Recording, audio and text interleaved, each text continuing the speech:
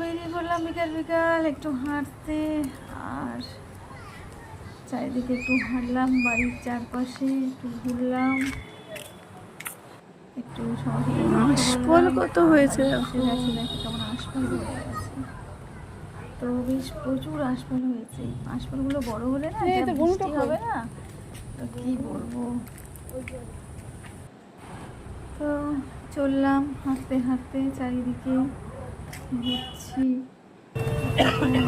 কিন্তু অনেকটা মানে বিকাল বিকাল ছিল, অন্ধকার তারপরে নিয়ে আমি চলে গেলাম ফুচকার দোকানে, একটু ফুচকা খেলাম। অনেকদিন পরে এসছি না? মাঠ আছে হরিণের মাঠ, ওখানে একটু ঘুরলাম হাঁটলাম, তো এদিক ওদিক করলাম।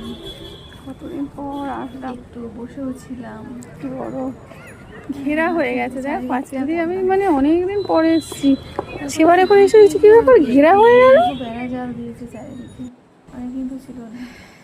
তারপর আবার বাড়ি চলে চা খাবো, এসে আবার একটু চা বানালাম, লাল চা তোমার চিনি ছাড়া, আর সাথে মুড়ি ছিল। তো বসে বসে আবার চা খেলাম। তোমরা কে কে চা খাও বলো? সন্ধ্যায় চা অনেকে খাও না, আমি তো খাই লাল চা চিনি ছাড়া। কিছু কথা তোমরা বলছিলাম, অনেকেই খাও দুধ চা, তাই না? একটু মুড়িও খেলাম, তা চিনি দিয়ে খেলাম, কিন্তু চা চিনি বিস্কিট ছাড়াই চা খেলাম খাই। চায়ের সাথে।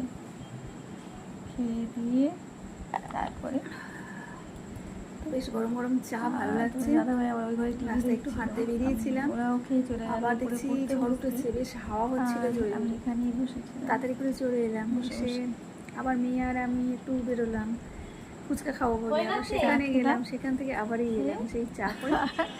আমি মেয়ে বিরিয়ানি করছে আর কেমন ডিস্টার্ব করছে।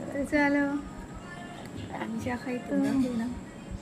চলো তোমরা চা খাচ্ছি, গরম গরম চায় চোখে নাও, কি মজা লাগে। টাটা।